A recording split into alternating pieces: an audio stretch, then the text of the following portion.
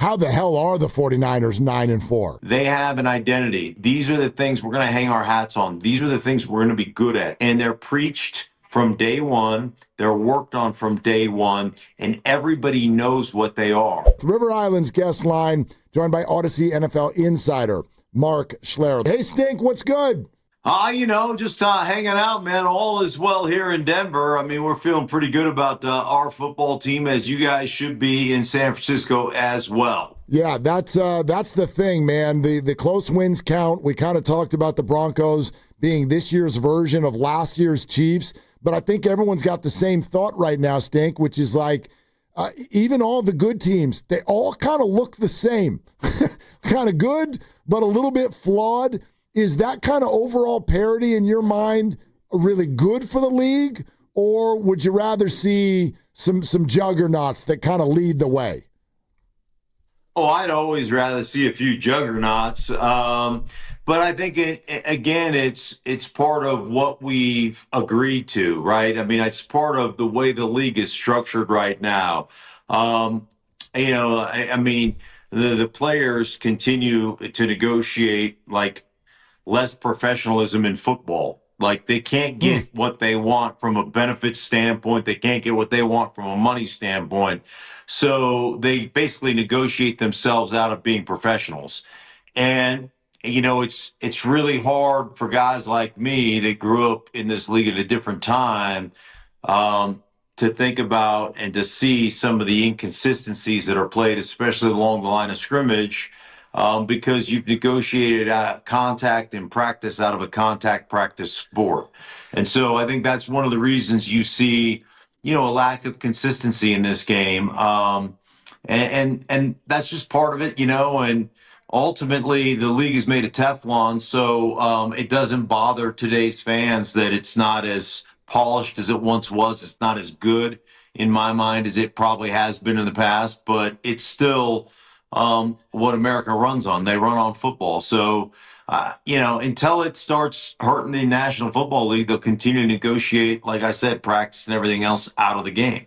And when you look at that factor, and that was a great description about, legislating practice out of it, does that give coaching staffs like the 49ers with Shanahan and Saleh and more experienced coaches, does that give you a leg up because you're able to coach it up successfully year after year?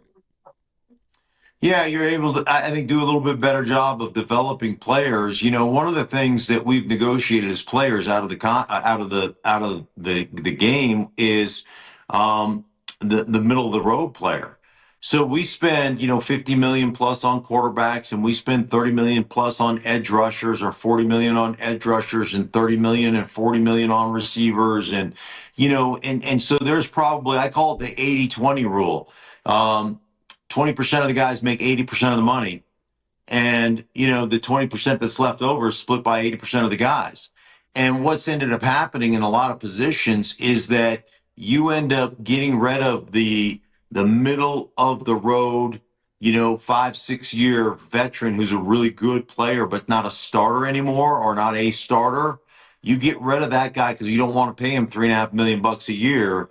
Or $2.5 million a year. And so you keep young guys that can't play. And when you get injured, what happens? You got to play young guys who can't play. And then you know what else happens? Your quarterback gets injured and other guys. So it is this real interesting, you've got this group of guys that make a ton of money. And then you got a lot of guys at the bottom of your roster that you hope never have to play, that are making minimum wage and aren't, and won't last in the league for more than a year or two. And so it's a really interesting, man. It puts a premium on the nuance of football and being able to develop football players and being able to get the best of guys that don't have a lot of experience. And it's just so much harder to do in today's game than it was when I was playing. When I came up in Washington, I became a starter as a rookie.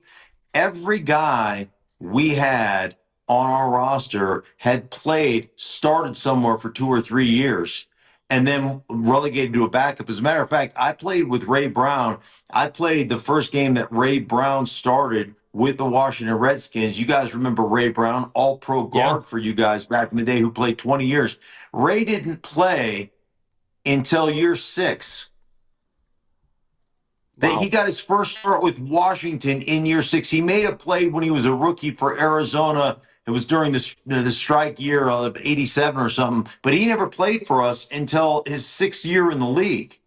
And so you had all this time to develop guys, and it was just such a different time. But again, it does put a premium on what Shanahan's doing. When they flashed up the graphic on that game, they flashed up the graphic of how many guys were injured Yep. that were on San Francisco's roster. Is mind-boggling to me how many dudes are out. Like, and I'm talking about, I mean, Warner is a dude's dude. Bosa is a dude's, but a lot of other really good players out. It was shocking. Then to sit there and look at them being 9-4 and going, damn, they're 9-4 and they've lost. They've lost a bunch of dudes that are really good football players. It's pretty amazing. Well, Stink, I think as everyone's sitting here listening to you talk about that subject, that's where a lot of our minds went, which is if this structure in the NFL makes it so difficult to stick dudes out there when people get hurt, then in your mind, how the hell are the 49ers 9-4? Again, it comes down to a couple of things that I believe. And I believe in this with my whole heart. And I think that there's a lot of teams that don't. They have an identity. These are the things we're going to hang our hats on. These are the things we're going to be good at.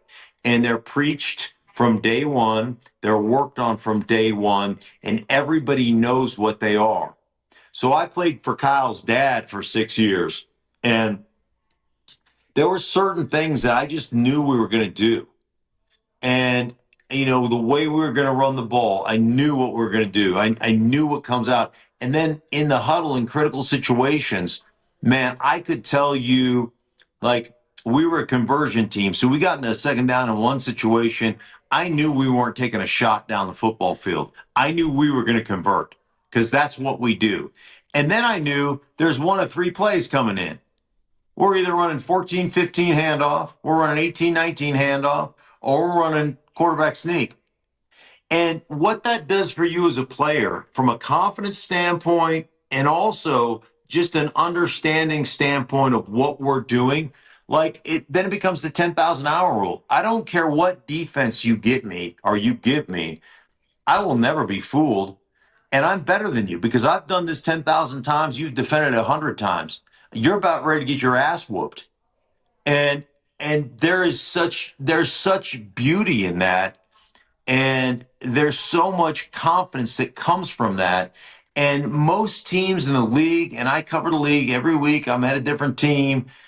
The amount of different things teams try to run and the amount of, hey, man, let's steal this from this organization. Let's steal that play at work. Let's steal that play. It's mind-boggling to me how much of an offense in today's game is hodgepodge. Yeah, as opposed to identity. And that's so well put because you see what they do with the fullback and the tight end and just how they go about running it. But I wonder, Stink, is what they have and what they run good enough to get in the playoffs and go on any sort of a significant run? Yeah, I mean, therein lies the question. I mean, I was looking at, I was just looking at I've got Cleveland this week, so I took great interest in the way that game went, and and looking at their lack of productivity as far as rushing the quarterback is concerned, and some of that, some of the things that, that's where having great players make a difference, right? That's where having like war daddies like create one-on-ones for other guys and everything else. And so then you've got to manufacture things. And when you have to manufacture things, you put players, in harm's way a little bit. Like when you have to manufacture a pass rush, it means somebody out there in the back end or a couple guys in the back end are just going to be one-on-one. And sometimes you don't like that matchup. But sometimes you're like, you've got to call it. So it's just really interesting. A guy I love that plays for you guys, I loved him a year ago. Mustafa is a heat-seeking missile. Like, that dude has blatant disregard for his own well-being. And he doesn't just try to hit you. He tries to end your night. Like, and I know I'm going to get a bunch of Karens that are going to get upset about this. but like you're not maliciously trying to injure guys, but he is trying to send you out of the game every time he hits you. And I, for one, absolutely love it. It was like my guy Christian Ellis for the New England Patriots last night, former University of Idaho guy. He hit Olszewski so hard that it took the blue off his helmet, and I think it put it right on. I think he's got a blue tattoo on his forehead right now. Went right through the plastic into his forehead. I mean, that hit was the kind of hit as a football player you dream about having. And I know there's going to be a bunch of people that are like, oh my gosh, Stink's a Neanderthal. Yep, I am. And I loved every second of it. And so did everybody else watching that has any amount of testosterone flowing through their blood veins.